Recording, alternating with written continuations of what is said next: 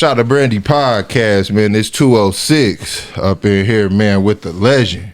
Richard Jones, man, Douglas on, man, UAB on, man. What's good with you, Rich, man? Chilling, bro. Like I told you earlier, same dirt, different shirt, bro. Just live it, man. Man, I appreciate your time, man.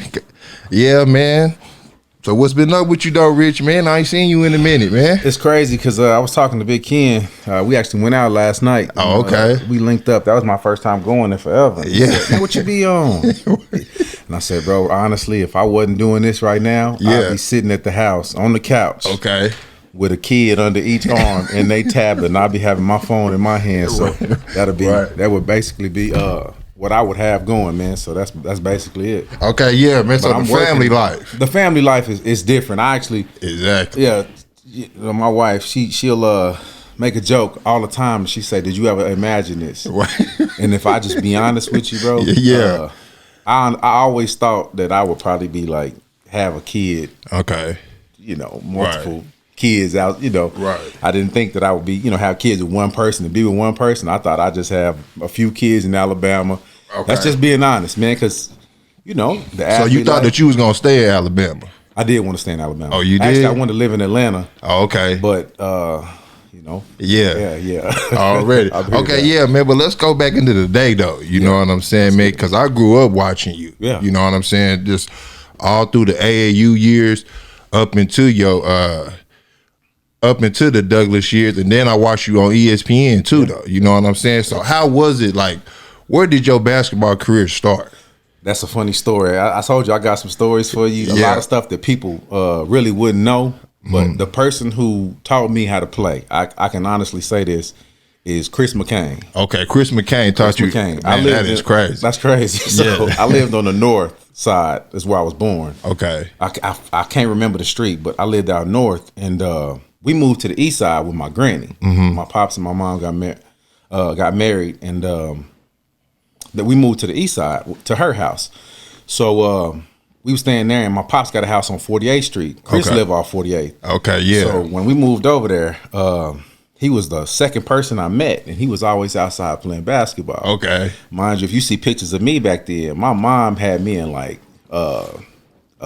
I can't even think of it. Bugle boy jeans, and like some penny loafers or something like that. That's how I was completely whatever. No sneakers. No, not a one. I didn't have no kicks. I had whatever my pops would give me, but he wasn't big on sneakers either. So I was young. I might have been 4 or 5. So I moved over there. I met Chris, and they was always playing basketball. So I was like, man, he was like, hey. So McCain was a real hooper. McCain was a real hooper. Okay. I give you that. Yeah, man, because I'm always giving them shit like, come on, man, McCain, man, like you wasn't hooping. No, McCain was hooping. Okay. So he had a goal. He had the goal in the neighborhood. So sometimes they'll be trying to play 3-on-3, whatever. There'll be one short. Yeah. They be like, you want to play? So between 48th Street and 42nd where my granny lived. So was you tall yet? Nope, I was a midget, bro. Oh, you was? Oh, okay. So Chris asked me to play. I was like, yeah, I'll get down. So I couldn't really play. So I go down there. Me and him became real tight. Me, him, and this dude named Brandon Hollins. Okay. And rest in peace to Brandon. But he just passed last year. We would be playing, or maybe it was this year, whatever. But we'd be playing, and I wasn't good. Okay. I was competitive. Right. So Chris got a mouth. Yeah. Chris will be popping. We can cuss on here. Yeah, oh yeah. Chris be talking shit. Oh yeah. So I'm like, nah, you ain't finna keep cooking me forever. Right. So we'd be playing, and it's all of us in the neighborhood. Then I would go to my granny's house, and my dad bought me a goal at my granny's house. I started playing over there. Got better at it. So I think the first time I ever beat Chris, true story, was like my junior year of high school. For real? At Douglas Center. We played at Douglas. I could not beat the dude, man. It's crazy. So I give Chris that. So now, so when he made you get better. He did. I would watch him, and he'd tell me he was a huge Jordan fan. So I became, Jordan fan. I watched sports because of my pops, but I wasn't into it like that. Okay, right. So yeah, it was Jordan, everything. I had to be 6, 7 years old. Right. And then from then forward, it was just everything that. Jordan might have been in his 3rd or 4th year in the league, but I wasn't a big fan. I just liked who my pops like. Dallas Cowboys, OU. Right. Damn, that's crazy, man. So when was your first team then? First team, I played YMCA, Keisha Watson. Oh, okay. We was on the same team, T-Birds. It was a co-ed team. I remember Keisha being there. I met her way back then. Keisha was on the team. I didn't play that much. Yeah. You know what I'm saying? But we was all right. kind of in the same boat. But yeah, Keisha played co-ed. She could play back then. Man, so who taught you the game then? Like the fundamentals and stuff like that? Yeah, where you started to get your flair to it. Man, that kind of came with, if you come from it's Eastside. I live in Park Estates. Okay. You get your flair from being around your partners. You know, you see people. You can adopt whatever you really want to adopt. Your flair, your swag, whatever. You got niggas out there selling dope. Right. The gang members. Right. You know. And this was back in the day when it was real heavy. Yeah, when it was real heavy, when everybody was one or the other. Like you was an athlete or you was in the streets, basically. So, all that was going on around me. I just picked up, mannerisms and shit like that. And just kind of took it over to the basketball tip where it just kind of came organically, man. Like I started to grow into my own. At first, I was awkward, I've always had big ass hands, so I used to get teased about that kind of stuff. You did? I could palm a ball in the 4th grade, bro. Oh, okay, then. 4th grade, I could palm a ball. And you wasn't hooping yet? I was hooping in. Oh, okay. I was hooping in, but I was just real awkward. So I just kind of started to believe in myself, enough, and then. I started watching. Kevin Garnett was one of my main people. KG was cold. I love KG. Right. So I just kind of adopted his swag, asshole-ish nature and shit like that, pissing people off. Yeah. And if you ever hear people tell stories like Drew, Drew from Black Umbrella. Right. Drew will tell you, like we was playing in the game. He was like, I was the first person to ever talk shit to him. Oh. He said, I shot a shot, and I was like, that's your, that's your ass. And I started running the other way. Shot go in or something like that. Drew tell that story to this day. So that's kind of where it came from. Right. And that's the East coming at you. That is. That's definitely that. Yeah. Man, so what AAU team, did you pick? It's crazy. I always played with Coach Steele in the T-Birds. That's why J.D. Reynolds was one of my best friends my whole life, too. Oh, for real? J.D. Reynolds. Okay, damn. Yeah, so J.D. ended up touching that league. He made it to the NFL. Oh, yeah. But J.D. was better at basketball. He was? Yeah, way better. And then he got to the point where he got so strong and he just focused on football. But J.D. was our point guard forever. So, like, what made him better? Like, why you say that he was better at football? J.D. had a knowledge of the game. Okay. He was a true point guard? True point guard, bro. True point. It was him and this dude named LaRon Steele. True point guards. And, man, the boys, like we could really play. Like we was nationally beating teams, like getting, placing top 10, top whatever. Yeah. And y'all used to sell out the gyms like way before this, like these sellouts now. You know what I'm saying? I would say this. Going and playing, I didn't do school like I should have. Okay, yeah. So I stopped playing AAU 8th grade and I played one more year. That was 11th grade. Okay. I was always in summer school. Yeah. So I played AAU with Athletes First. I made that team. That's D'Angelo, Sheldon, Bookout, Azabuki, that team. Yeah, we was cold. We was beating people by like 80 and shit like that. Yeah. So that was the first taste of when I saw, man, this shit is different. Like the stuff that the kids is doing now, it was happening then. It just wasn't a camera around. It wasn't. We wasn't filming everything. I'll tell you a funny story. We was in Florida one time, and Sheldon, I hope you remember this. Sheldon called the OU coach and assistant, and he was like, "What y'all want to eat?" Like, we was like, I guess McDonald's. This nigga called the assistant for OU and told him the whole order on the phone. It was 10 of us in the room. He come up, drop the food by the door, and you just hear the feet running because you're not supposed to make contact with us. That's a violation. Right. We look outside. It's a fucking platter of all the shit we order. All our food is there. Like that kind of stuff. This was happening before YouTube. All that stuff was going on. Oh, this shit really been happening. So Sheldon that nigga had that mojo, bro. He had that wiggle. Man, so in middle school, like how was your game in middle school though? 8th grade. I started at Webster, 6th grade, and Demarion Johnson was on that team. Oh, okay. So that I started as a 6th grader for Webster. Oh, okay. Made us bus over there. And then that Moon, that Moon team, that's when we kind of, all of us was together. That Moon team, we only lost to... Y'all was nice? We was nice. We lost to Hoover. And, they had the Twin Towers. You remember that? Right, yeah, I remember that. Was Julius and Marcus Hayden. These motherfuckers was 6'8", 12 years old. You know what I'm saying? So, yeah, it was crazy. It was crazy. Man. But the competition back then, okay. This is a big debate because a lot of people talk. This is a big deal. Okay, so the competition back then was way better, but there's stars now though.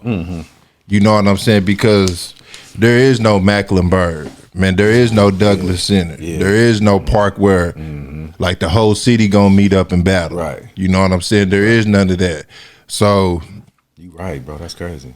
How was the competition back then, though? You know what I'm saying? Because you just said that AAU team just had those was all D1 stars, though. You know what I'm saying? The competition back then was different. I don't know if I could say it was better because I don't spend enough time in the gyms these days. But I will say the competition was different in a sense of you had the older cats too. Right. I can remember like going in the gym and playing with like niggas like Odell. The people who've been around, they know Odell. Odell used to be out there giving people buckets. Right. Odell was older. And another dude I used to see out there. But it made y'all better too. It made you want to go. They was older than us. Right. They wasn't giving no passes. They didn't care if you was 16. They didn't care you was 15. They was cooking your ass. You know what I'm saying? That's the same thing at the MAC. You know what I'm saying? Like you couldn't get on the court because all the OGs like shit. Like if you didn't have the game, then you just couldn't get on. And then they wasn't trying to spare your feelings and be like, "Come on, man, we got them." Right? Bro. It was no. They'll talk about you, man. You need to go play with the kids. You trash, but whatever. Yeah, man. So it forced you to be. You got to be different. You know what I'm saying? You got to be different. Yeah. So I'm gonna say one of the dudes I can't think of is Curtis Haywood. Okay, that was one of the first people I seen with a work ethic. Yeah, man, Curtis would be in there putting up shots and just running up and down. Be like, man, what's wrong with this nigga? Yeah, he was doing that shit before it became popular. You know, it became popular with all the kids doing it, getting trainers, nutritionists. Curtis was on that wave back then. So if you go play on the court with Curtis Haywood, you could fried, bro. Period. Like he might hit you for all 15, right, and then be like, go sit your ass down. That's how you just had to be different. Exactly. So it made you get that go about you. Man, so what was it like going into your high school years? High school years, like I told you, man, I wasn't really doing school like I should have been. Yeah. So high school years was my first 2 years. It was a little different. You know, I didn't really even play varsity until junior year. So did you feel like you should have? I would have. Like my sophomore year, I played a few games. Okay, yeah. Towards the end of the year, but man, like I said, I just didn't do school, man. Just being honest with you, I don't know if just a knucklehead, bro, whatever you want to call it. Man, I didn't do school. Like I didn't take school serious, but there was ways around it in Edmond. You know what I'm saying? So that's why I be using it. But shit, man, I didn't take school serious either, though. But tell me the ways around it. You would say.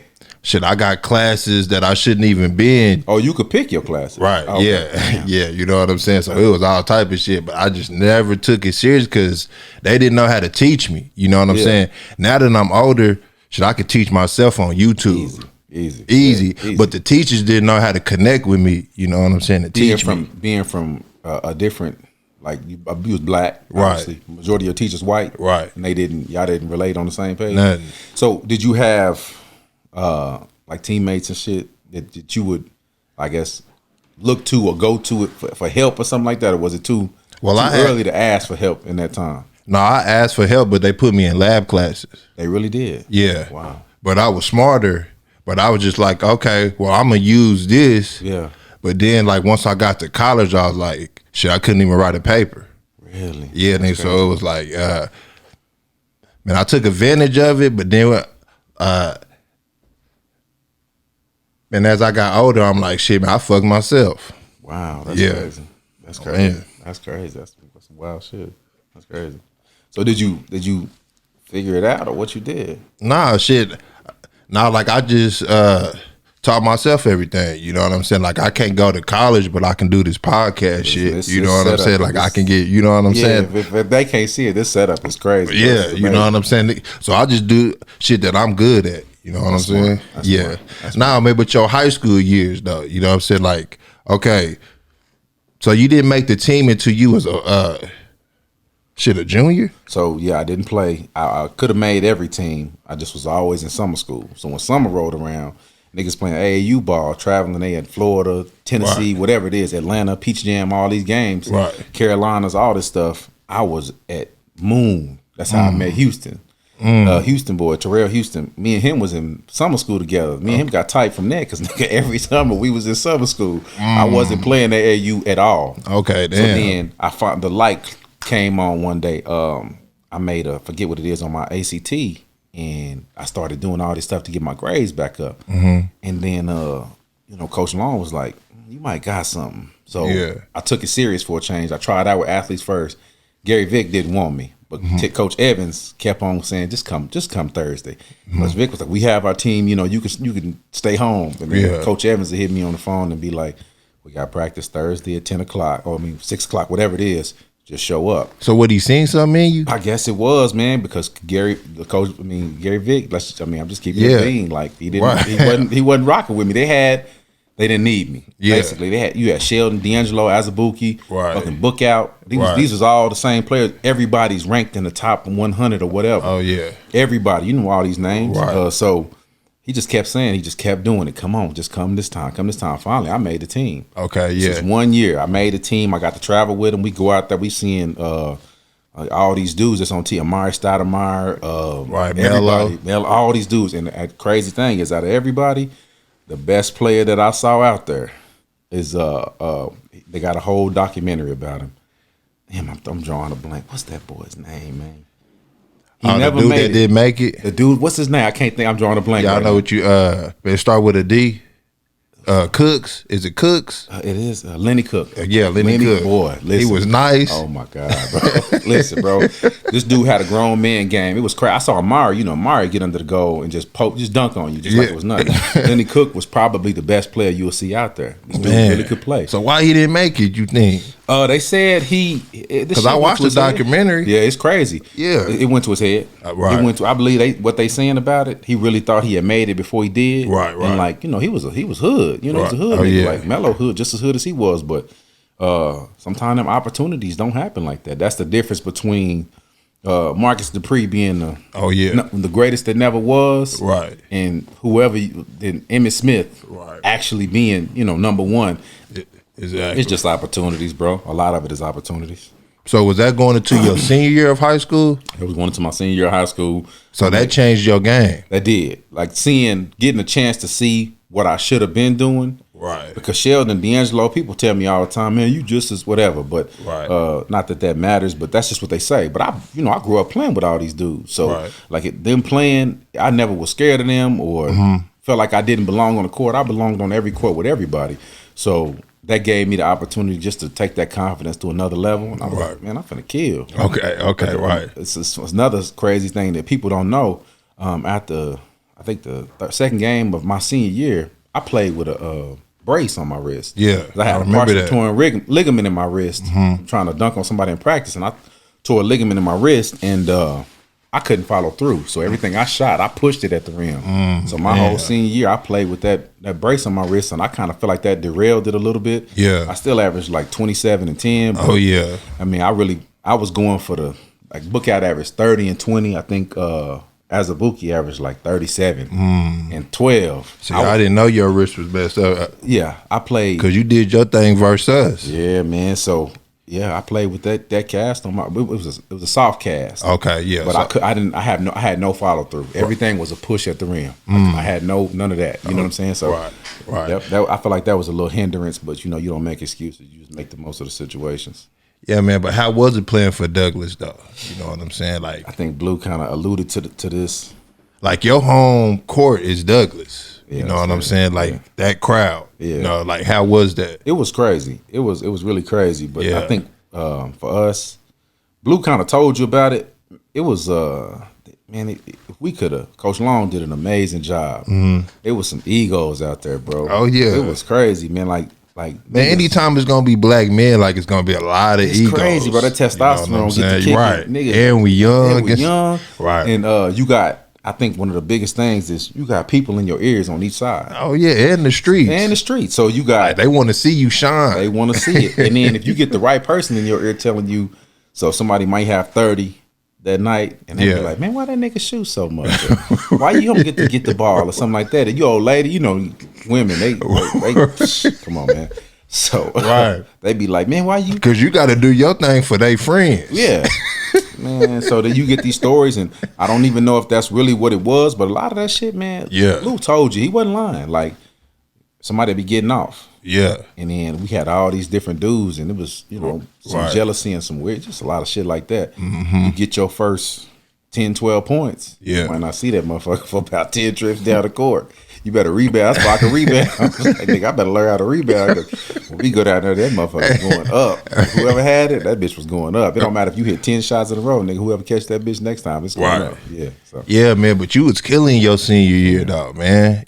You know what I'm saying? Like anybody in front of you, shit was cooked. You know what I'm saying? Like, man. So how was it though? It was like playing. I think I just had a level of confidence in Coach Long. He just knew what buttons to push. Okay. Because he would he challenged you. You know what I'm saying? One of my teammates used to ride with me all the time. I had a car back then, and he'd be like, he was like, why y'all catering to him? Why y'all kissing his ass? He was like, you need a ride home? I'll take you home. Yeah. And so, that'll put that not it's not a bad thing. It's like letting you know, I'm not gonna kiss his ass. You can be just as good as he can. Right. So he challenged all of us. He had his methods for pushing your buttons. I'm gonna tell her, this is crazy. He used to do this, but John Darby he bring it up all the time. Coach Long, if I'm having a bad game or I'm pissed off or whatever, it was showing my body language. So Coach Long be like, he did all of us like this. So Blue got it, all of us got it. So I'm not gonna just say me. He'll be like, you need Depends. You need a Depends or you want a Tampax. Like saying you're on your period. Right. So we was playing under some, most coaches like, are you okay? Right. Coach Long never asked me, am I okay? Right. You just had to be tough. So tough minded. Yeah, tough minded. So anybody, you know what I'm saying? I just, it was just different. I would say another thing that kind of fucked it up for me was not fucked it up, but another thing is it took me a while to mature. You know what I'm saying? How you said, like, now you got to the point now you had to figure it out. Sometimes, and they say for boys and men, it takes a little longer for the light to come on. And it take a long time. It take a long time. It take a long time. I feel like if I took things more serious back then, stuff would have been different. I ain't mad about how nothing played out. It played out how it was supposed to. Right. I just didn't take it as serious as I could have. Like, when you say you went through the stuff you went through, imagine your mindset today. Right. Like, should I always imagine it? Because I could be, I could have a master's degree by now. If I would have took it serious, or way serious. Today you knew, right? Today what you knew it back then, man. Yeah, I know how to learn now. Yeah. You know what I'm saying, right? So when you say learn, I just got to ask this question because is it like you can't sit in front of a person giving a lecture? At all. If they sit there, I mean, that's me. Honestly, you sitting there and they telling this lecture, bro. I'm sitting there looking at this person talk, right, and thinking about, man, I wonder if man, I wonder if that nigga Shaq is eating. Right. Shaq, I wonder where Shaq is. All kind of shit. You know what I'm saying? Then the girls are just, man. Like at Santa Fe, you know what I'm saying? Like the girls were way mature, you know what I'm saying? Then at OSU, man, it was packed out, so I could never learn, you know what I'm saying? Because I was always just, man, my mom was just always everywhere. But now, shit, that I'm one-on-one with myself, shit, I can learn everything. Yeah. Yeah. Yeah. I think we about the same. Like it don't happen like that. Like I never sat in the classroom and left and was like, man, wow. Right. Yeah, man, I just never. See, what Coach Long was doing was trying to teach y'all how to control y'all emotions too, though. Yeah. You know what I'm saying? For a man to pick on you like that, you know what I'm saying? Like, you got to be strong, you know what I'm saying? And then, like, once you leave Douglas, like, in the real world, that's what he was setting you up for, you know what I'm saying? Because you got to be strong out here. You absolutely right, 100%, because going through what we went through, he said it all the time. You know, he would let you know why he was pushing your buttons. Right. And if he saw something in you, he'll let you know what it was that he was trying to get out of you. Yeah. Because he praised you on the other end. We had a camp one time, and he was like, he introducing us to all the campers, and he said, this is Richard Jones. He said he has the potential to be one of the greatest players in Douglas history. Right. And here I am, day before, we shoot around or whatever, he on my head, in my head, but then he come and pay you a compliment like that, so you like, man, he really does mean well.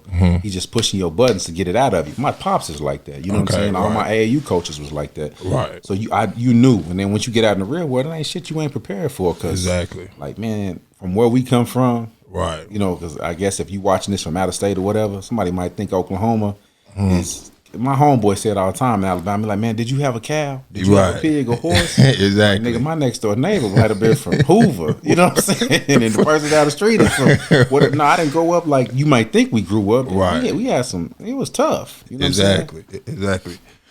Man, so who was recruiting you at the time?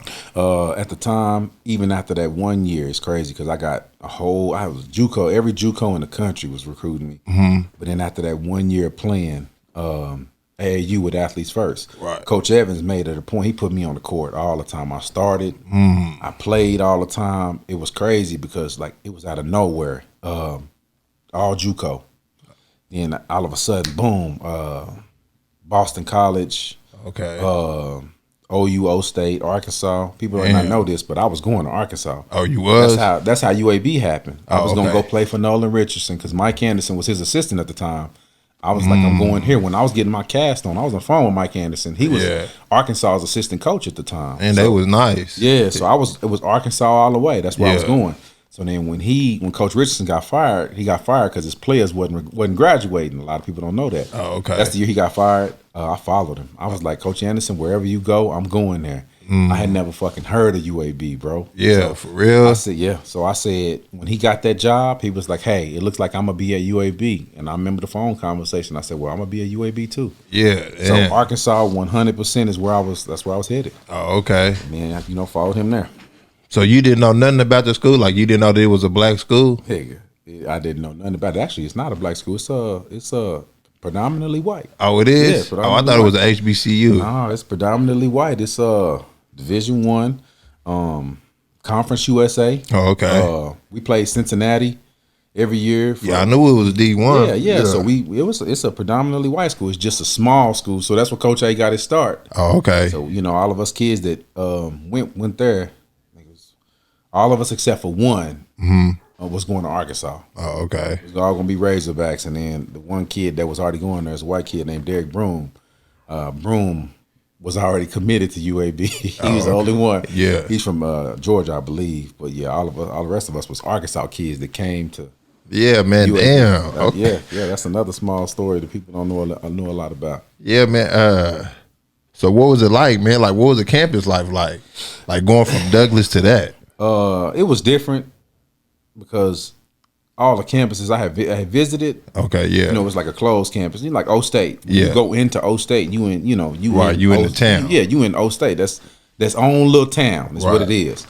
But UAB is downtown. So, you might have a class on 14th Street. Oh, for real? Yeah, then your next class, you got to leave. Your next class is on 11th. So you got to hop in your car and drive over to 11th because it's not a walk. It's a walk, but it's just going to take you 30 minutes. Yeah. So you got to hop in your car and go. And I think what it was, they always said that, I could just speak candidly. It was the difference was, for me, the women. You know what I'm saying? If we just going to keep it a bean. Right. It was the women, because it was Southern thick. Right. It was just a difference from. Okay, so it was really a difference from Oklahoma and the Alabama. Yeah, so imagine, and it was kind of. I guess if it looks at it depends on how you look at it, location wise. It's like imagine going to school downtown. Okay, yeah, like in downtown Oklahoma City, right? And you got a class. Oh yeah, all the corporate women is out there. All that stuff. Yeah, that's going on. That's definitely going on. But imagine you got a class on whatever, and then your next class is 5 blocks over. Right. You can't just walk that. You know what I'm saying? So it was just that's the part that I didn't like about it. Okay. But it was cool. I will say Birmingham got hella black people. Oh, it do? Hella successful black people too. Yeah. Like them girls that I went to school with, majority of them are successful nurses. Right. Shit like that. The dudes are business owners. They came in focused. Yeah, it was a different mindset. They was focused. Like me, for us, a lot of us, we just played school. We just did enough school to play ball. Right. For them, school was their way out of the. So what did they think of you coming from Oklahoma? They used to call me country. Oh, they called you country? Yeah, they thought I was country as hell. Yeah. And then, here, the big thing was curls. You know what I'm saying? So I went to Alabama. These niggas got braids. And, niggas, braids. You might see niggas with dreads and seashells on the end of this dreads. Right. And I come out there with this big ass curl. They was like, man, where this country ass nigga come from? But eventually I, got with the times or whatever. Yeah. We was, our style back then, we was curls and nugget earrings. That's the swag I took out there. And everybody was like, they tried to clown you for it. They wouldn't really, Yeah. It was different. So I got attention for it, and then I was an athlete. But yeah, them niggas, some of my teammates. They say something about you talk, like here and there. When I start saying, niggas be like, hey, Rich. Yeah. They say, hey, Rich, you coming back over here? And shit like that. Yeah, but because they say, hell, down. Yeah. Then you pledged out there? I did, bro. When I first got there, I pledged Sigma. Yeah. That was the first thing I did. Honestly, love all those guys, all my frat brothers and all that stuff, man. But that probably wouldn't have been, Yeah. It was me experiencing the whole college thing. Love my people, man. Love them, but I'm more of a loner. I like to be by myself. Right. You might catch me in a crowd of people, but I'm only gonna be there for a hot second. I'll keep it pushing. Yeah. Yeah, man, but when I look up the definition for Sigma, you know what I'm saying? Because I thought I was alpha at first, you know what I'm saying? You was going to pledge? No. Not on the pledge. I'm talking about like the real definition for it. You know what I'm saying? Yeah, first. Like I'm on the computer and I thought I was alpha, but I'm really a Sigma male though, you know what I'm saying? Because Sigma males are loners, but they still can fit into the crowd and stuff like that. So you still a Sigma male though, right? You know what I'm saying? That's an interesting point, bro. Yeah, that's way beyond. That's crazy. Right. That's what's up. That's what's up, babe. So you feel like that you didn't? Did you ever think about pledging when you was at Okc State? Yeah, I did, but I just didn't. Man, to keep it real, because they cut like 8 players on the team, right? And they had an open tryout. Oh yeah. And I made the team. Wow. But I was on a program just like that, kind of like that lab shit in high school. Yeah. Like there was an NOC program that you can do for 2 years, and then you can go to OSU, but you can still go to all the OSU shit like you a student at OSU because it's right there on campus too. Okay. So that kind of hindered me. You know what I'm saying? Yeah. You really was out there going, you was going to do it? Yeah. I played with a walk-on. His name is Pat Hassel. He was my roommate on the road. Mm-hmm. And that's the point I was making to you downstairs, man. We was kind of talking for a second. I talked to Talia about it. Okay. And it was just funny because it was we was talking about living in the moment. Mm-hmm. And she always would say, sometimes you just a little too cool. Right. And I'm like, you right. And that's where your name came up, bro. Because I always said it. I was like, one thing about Maze, man, you live in the moment. You know what I'm saying? And I commend you for that and salute you for that, because I appreciate that. It's not you like if they say life is for living and experiencing, you always do. You know what I'm saying? Like you're gonna be at the concert, you're gonna take the picture, right? You're gonna live in the moment, and that's how. And I say that because my teammate, he walked on, and we used to think this nigga was crazy. Like we was like, man, this nigga Pat is crazy. Yeah. Pat would keep the hotel room keys. Mind you, he'll walk on. Yeah. Pat would keep the hotel room keys. We'll be somewhere. We'll go see the Grand Canyon. Yeah. And all us, we'd be like, nigga, this is just our life. You know what I'm saying? Right. Pat got pictures of it. Right. So here I am. 15 years later, like, hey, Pat. Yeah. You gotta send me them pics. Yeah, so I can show my family. You already know where I'm going with it. So for you, that's a lesson. I say that, like I said it about you. You live in the moment, my nigga. You like, you gonna be present. If they call it present in the moment, you ain't too cool for the moment. Like, nah, that shit is dope. Appreciate like, that. I swear to God, I salute that, man. Yeah, yeah. Man, and the funny story shit about Talia is, like, when I got to OSU, you know, there was a Tulsa and OKC type of deal. Like in the city, like the city don't fuck with Tulsa back then. Right. You know what I'm saying? So when I got to OSU, it was kind of like funny style, but we was from Edmond and we fuck with everybody. Right. You know what I'm saying, nigga? So we was inviting them and shit like that. Yeah. So when I met Talia, we was talking, and then, man, like one day, she said, yeah, I'm talking to Richard Jones. Yeah. And I was like, what? Because I already knew who you was, but it didn't click that you was at the Alabama. Yeah. And y'all was talking when the social media had first hit, you know what I'm saying? Like it wasn't big. I was like, damn, okay, well, this is Richard's girl for now and then. Like y'all can't fuck with her. Yeah. You know crazy story about that. How that happened. I knew of her in high school because if you from the city, you know how we you know that area. You know how we was like we would rate girls. Okay, yeah. Based off their looks. Right. So you know Millwood had. Oh yeah. Yeah, you know what I'm saying. Right. John Marshall had they girls that look good. So who would you go with? You know what I'm saying? Like what school? Like what school? Looks wise? Yeah, looks wise. Booker T. All them light skinned girls with ponytails, they can't tell. I remember I had some 11s back then. And a See, y'all played them though. We played them. I knew them. We knew. Yeah, I knew of her. Right, exactly. So, yeah. So y'all got to see, you know what I'm saying? Like that was our first time to see the all these Tulsa yellows at OSU. Yeah. You know what I'm saying? Their whole team look like that. Like when they come, nigga, you try to bring on your A game. Oh, Millwood. So it makes sense. Yeah. So you was eyeing her. Already. Not really. I won't say yes. Yeah, you was. I was eyeing her, but I didn't know I was. Okay. Crazy thing is, I was living in Alabama and I was on some extracurricular shit. I was making some little extra money or whatever. Okay. So I had talked to her through Facebook back and forth all the time. And one day she was like, "How's y'all's campus? I heard y'all got a good nursing program." I'm like, "Yeah, our nursing program is it was one of the top in the country." Okay. So she said, "Okay, well, I'm about to switch schools. I want to go somewhere where they got a good nursing program." And at the time, I had like $9,000 in my pocket. Okay, yeah. Like I said, I was in whatever. So I was like, "If you want to come, I'll buy you a ticket." And she was like, "Seriously?" I was like, "Tell me your full name, your date of birth, whatever." And she told me. I had a ticket. Way before Flyhouse was popular. Right. Yeah. I had a ticket 30 minutes later. Okay. And I sent her. I was like, "What's your email address?" She told me. I sent her the information, and she came. It wasn't no, she stayed. I had a apartment down there, and I had a Regal. Okay, I had an old school Regal. I had beats and rims on it, all kind of. Oh, you was doing your thing out there. I was a whole bunch of stupid shit. Yeah. And, so she came.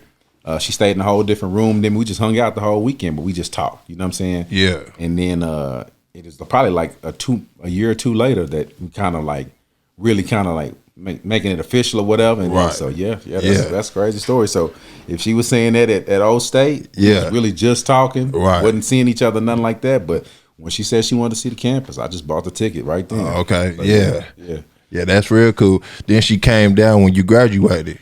She did. She came down when I graduated.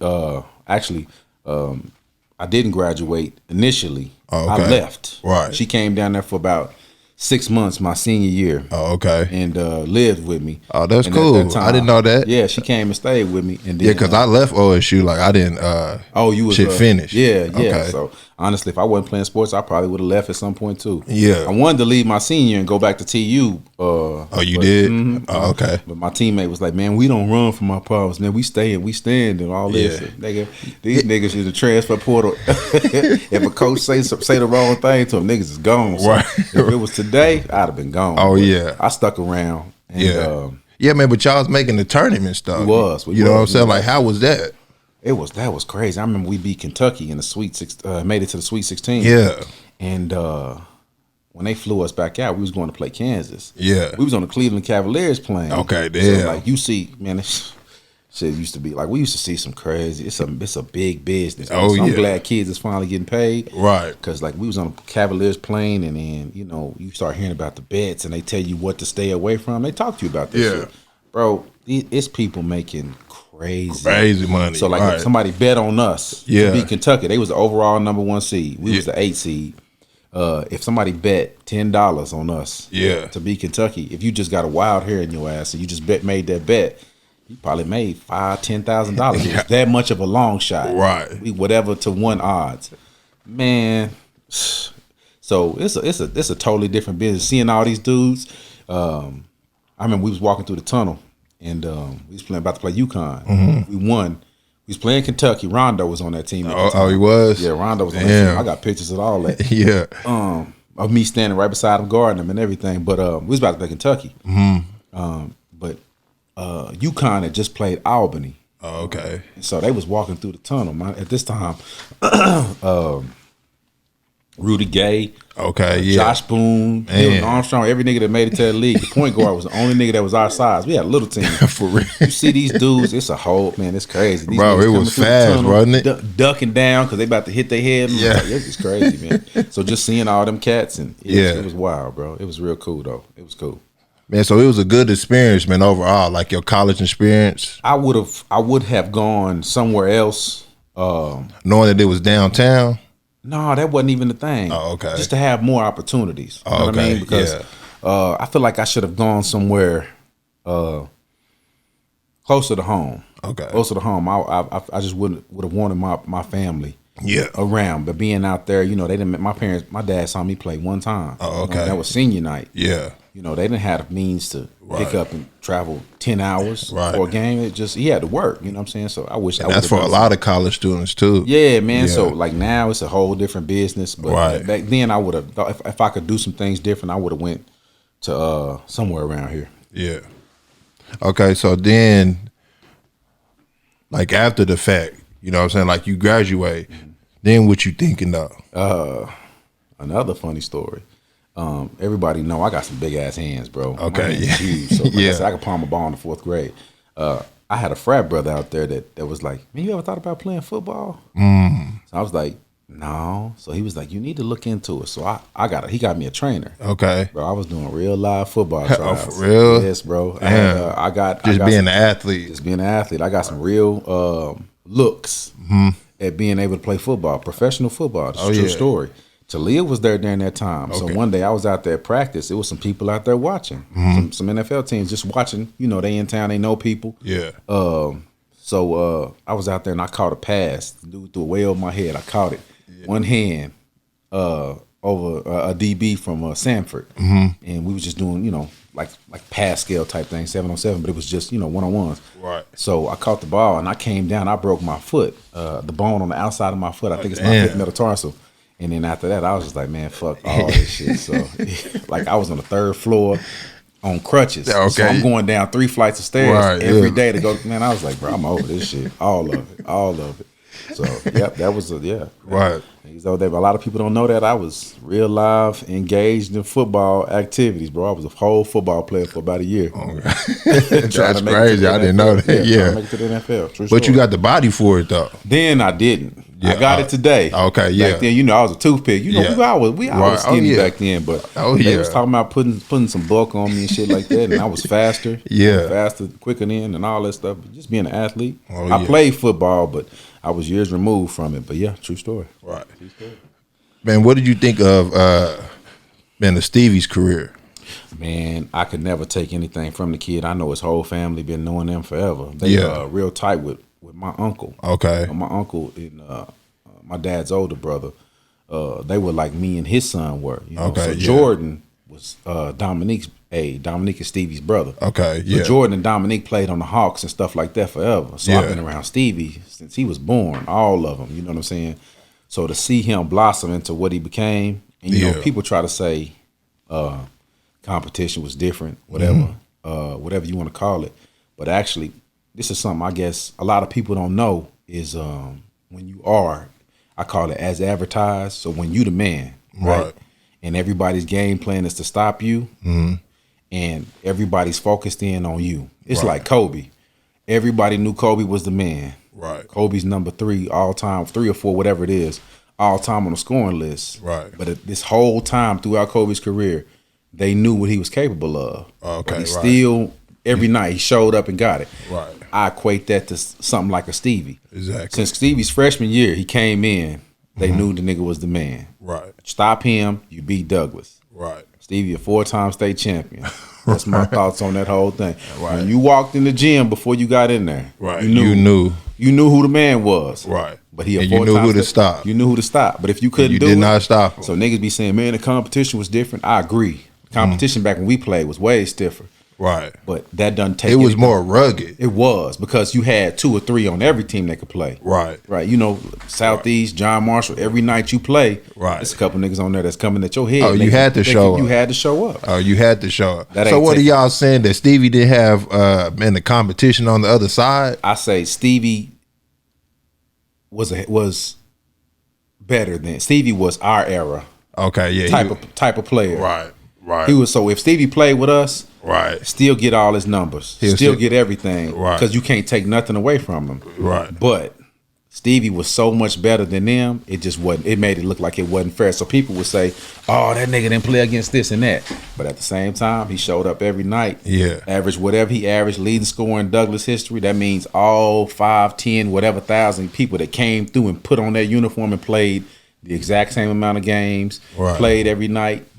He got the best numbers out of everybody. So what can you, like they say, numbers don't lie. Right. So I do believe when yeah, but where did it come from though? Like where did Where did Stevie's game come from for him to put on, man, for Douglas like that, though? I would say this, man. It's like when a standard is set for you. He had a brother that made it, that went through. Okay. And then you have a certain goal about you. You have a mold to follow. Right. So he saw his brother. I think his brother played in 1 or 2 championship games. I think he played in 1 for sure. Played in the championship game. You see these things. Like you got a mold to follow, right? Right. So you come in and you set a goal for yourself. I know what it looks like. I probably wasn't there on the court to get the feel, but I know what it looked like. So what you come in with this mindset that I'm gonna get me a state championship. Right. Whoever didn't get one, this person didn't get one. When I go, I'm gonna get one. Right. And you got this chip on your shoulder to make yourself believe that. Then you over here and you in this situation where somebody else got a more opportunity, somebody got a bigger name, whatever it is, you want to prove yourself. Right. Like you're not the first to do it. Your brother did it.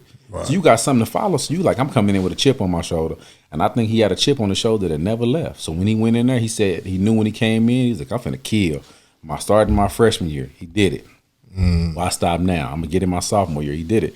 Go again. So what was y'all saying, man, as an alumni? Like, what was y'all saying? Like, keep going? Yeah. So was it too much? I won't even say that I personally had a bunch of conversations with Stevie. I would see him in passing or something like that. But hell yeah, just like keep going. But you ain't got to talk to him like you come from that though. Yeah. You know what I'm saying? Yeah, keep going. I never cared about being compared to anything. Right. To me, honestly, like it feels good to be compared though, man, because they saying that you was great though. Oh yeah, I appreciate. Yeah, I definitely appreciate. So what are they saying? Like they saying, what is either out of you or him? I wouldn't even say that they say that because I personally haven't heard it. I just noticed a lot of people that came through and could, was great. Right. But I really wouldn't say I have heard anything like that. But if they was to ask, I really wouldn't even honestly get into the debate because that's for somebody else to talk about. It's just man, that's for the barbershop to talk about. Yeah. So if you say that, fine. If you think I wasn't shit, fine. Right. I don't give a fuck either way. My kids is what's important at this point. But I do appreciate because niggas will hit me and they be like, we know what niggas. You did. Yeah. Be respectful when niggas come and be like, bro, you a legend. I love it. I love to hear it. I think you a legend for sure because I know what you did your senior year and the crowds that you did it in front of. Yeah. And what we had to prepare for you. Like our game plan was like we couldn't stop Wani shit at the point because he was so shifty. But we wanted to stop you at the baseline. Like we wanted to keep you shit on the 3-point line. Yeah. You know what I'm saying? Because anything, man, inside the 3-point line, man, that shit was going in from you. It's funny. I was a guard my whole life. Okay, yeah. Right? So then you go to Douglas and I'm playing the 4. Right. I play the 4. Okay. So I had an advantage because everywhere else I go, I'm a guard. So I had an advantage. Okay. When I play in school, because if you're gonna put your 4 on me, because your 1 or your 2 may be too short, too small. But I'm still 6'5". At the end of the day, I was skinny, but your 4 probably can't guard me. Right. So yeah. So exactly. Yeah, man. So how's family life though? You know what I'm saying? Like after college and now you back in the city. Like, why did you say that you wanted to stay out there? In Alabama? Yeah, in Alabama. Like you liked it? I did. I loved Alabama. Yeah. More so Atlanta. But Atlanta was it was just probably too fast. But at the time I felt like that's what I wanted. Oh, okay. So I've never been to Atlanta yet. Bro, listen. You ever been to Houston? Yeah. Like Atlanta is Houston times 2. Okay, yeah. So like, say for instance, shit, you on exit 35. Yeah. And you got to make it to exit 51. That's just 15 exits. Right. But 16 exits. But you on a highway for an hour and a half in that much congestion. Right. It's just too much, bro. You can't. There's no. Like how here you might find you a spot that's ducked off. Me and Ken went to Sunset Bar last night. Yeah. I only knew 2 people in the whole bar. Okay, yeah. Bro, it ain't, in Atlanta. Yeah. It was 25, 30 people in there. You go to Atlanta, bro, it's 300 people in there. Bro. It's just different. Right. It's just all black. All black, bro. All black. Yeah. All stunting. Even stunting. Even if they really ain't got wanted to stay there. I wanted to stay there initially, bro. I was tripping. For real? Yeah, man, I was tripping because that ain't, you know, at the time you get into this mode, I thought that's what I wanted. And I was like, nah, man. So yeah. like who I am today, bro, I'm real laid back. I like to be ducked off in the corner somewhere. Yeah, you is laid back, man. That's why I appreciate you getting on the pod, man, because you so laid back, man. Where does that personality come from? It's my granny. My granny, rest in peace. Okay. My granny is like that, you know what I'm saying? And my oldest daughter is. But you see everything though. I see it. Yeah. I see it. It's just it's ducked off, man. Somewhere in the corner, somewhere. I don't like attention. Okay, right. I never have liked attention. I probably got it, you know, obviously because I could play sports or whatever. Yeah. But it wasn't really my thing. Okay. Like if somebody was to come and make a big deal out of something, I'd be, you know, I start looking around trying to find the exit. 'Cause it's just not my thing. Exactly. It's just not. I appreciate it, but I don't need it. And you say that you see the personality, man, of your older daughter, you said? Man, that kid. Yeah. She's I see it. She don't need it. She don't need no attention. Right. You know, people like, oh, you so pretty, this, that, the third. Yeah. Thank you. And then she, you know, she looking around and trying to find the exit. Right. That's me. You know what I'm saying? Right. And Talia gets mad at me because we go places.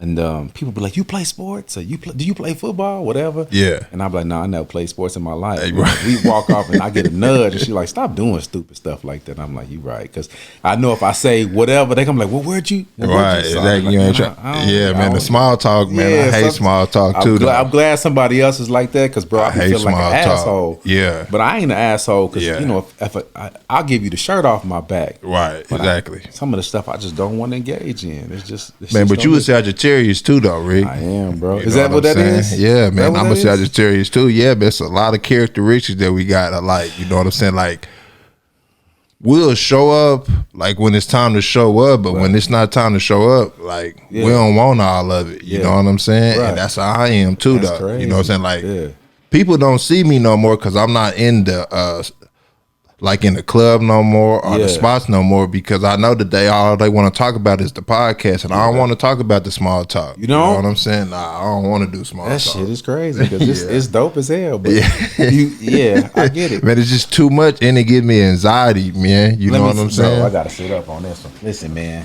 So from an anxiety standpoint, I used to really think something was wrong with me. Okay. Right. Because social gatherings or something like that is like, I'm trying to calculate my moves and I'm trying so hard not to be something that it comes off like that.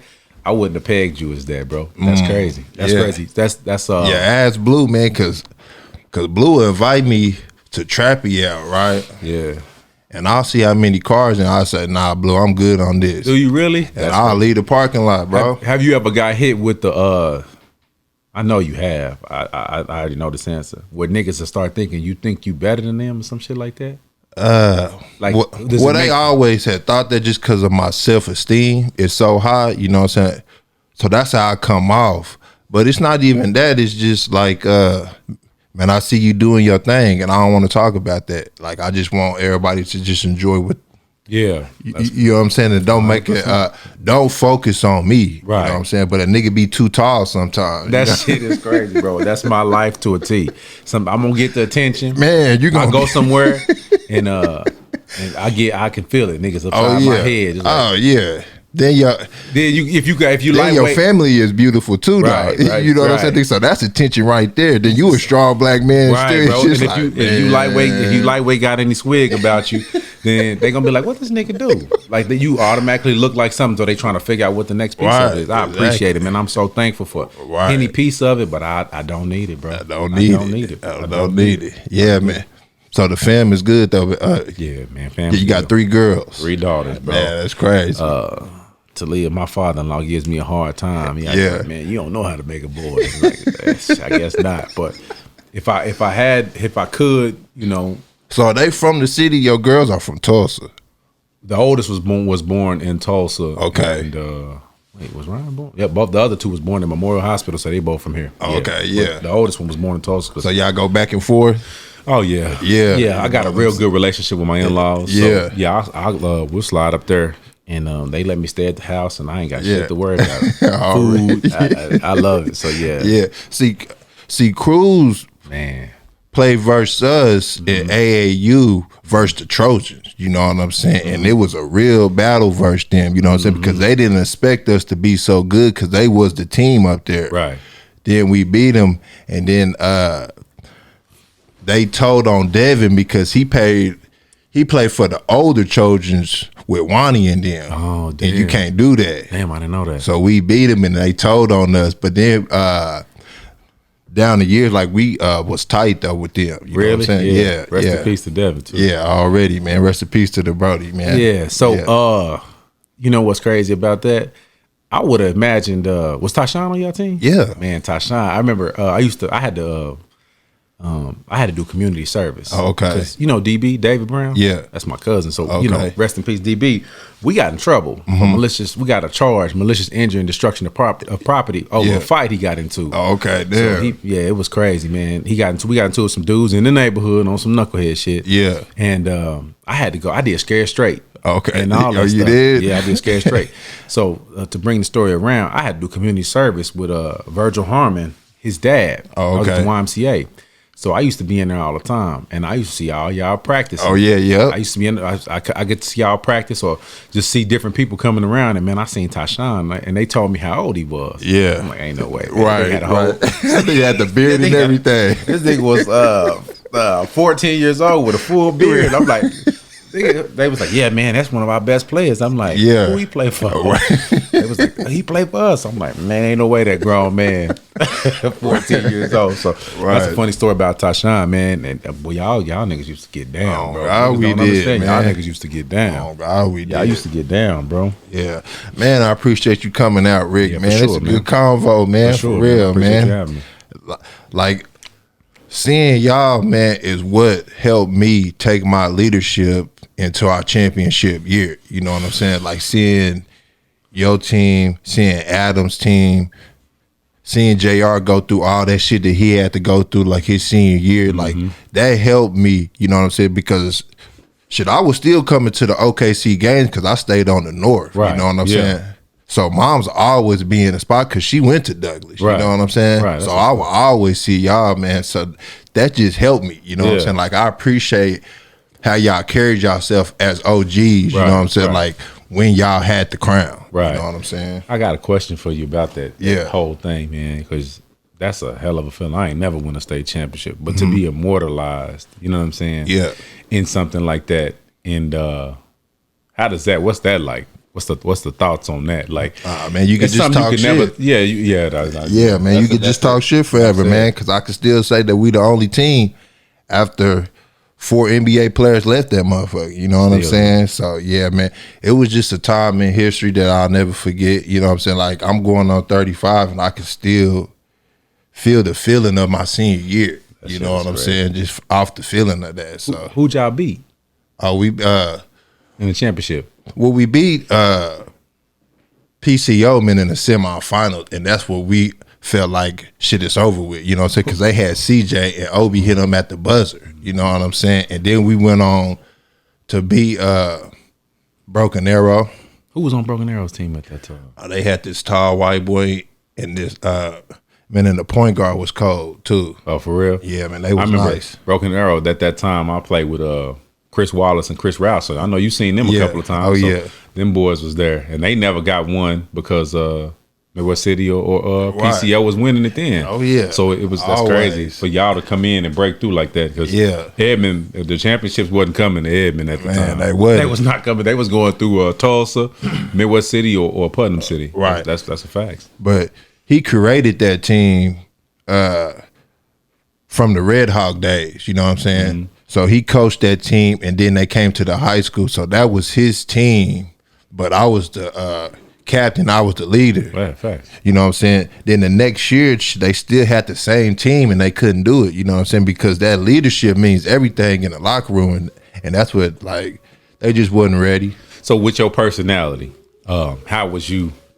Because you got to be vocal. Oh, I was on them. You was a vocal leader. Oh, I was even on with your laid back personality. Oh yeah, like when it's time to lead, bro. That's commendable. Yeah, like when it's time to lead, shit. Then it's time to lead. You know what I'm saying? Yeah, man. That's that Northside bell, man. At 12 o'clock on a Saturday afternoon, man. Sir. You know what I'm saying? Yes, sir. Nah, I appreciate it, Rick, man. Sure. You know what I'm saying, man. To tell Talia, man, I said what up, man. I got you, bro. You know what I'm saying? She already was talking. She was like, what she said this all the time. See. They don't coaching tips and shit. Yeah, like my OSU Tulsa family, they surprised. They surprised that I fuck with Tulsa a lot now. You know what I'm saying? Because they didn't see it coming. You know what I'm saying? Because I didn't see it coming, but it came from being at OSU too. Because Keezy is the one who connected me, man, with all the Tulsa people now. You know what I'm saying? So it's cool that you got a Tulsa wife. Yeah. And we came from OSU, like, and she know all the people who I'm interviewing from Tulsa. Yeah, you know what I'm saying. Yeah, that's crazy. That's nice, crazy. Man. But I would say the weird shit is when you get older. Yeah, you know, because like it's younger, or whatever. That Tulsa OKC rivalry or whatever it is, man. At the end of the day, when you get grown, when you're older, like shit, it's really us against the world. Exactly. As black people. You know what I'm saying? Right. And not to get on my Malcolm X tangent or no shit like that, but back then, this shit was so stupid because I mean, all this shit was stupid. You'd be like, man, that nigga from Tulsa, this and that. Now we all from Oklahoma, bro. So when you look at it like that, man, why we ain't showing love? Because if you bring it together, how much good content, money, whatever it is, do you get? Because what if you shut that shit down? Exactly. If you shut that Tulsa whole pipeline down, and I ain't talking that nigga from Tulsa, man. That's some weirdo shit, bro. That's shit, man. Even the gang life is done. You know what I'm saying? Like picking colors and all that other shit. Like it's just a separation and it's manipulation of black people, though. You know what I'm saying? Just to separate us, stuff. You know what I'm saying? That's that class. That's socioeconomic class. Right. But it's funny because I was talking to somebody at work about this. We had this conversation all the time. That's just what we do as people. Right. Because like every year, 2 years ago, it was Trump.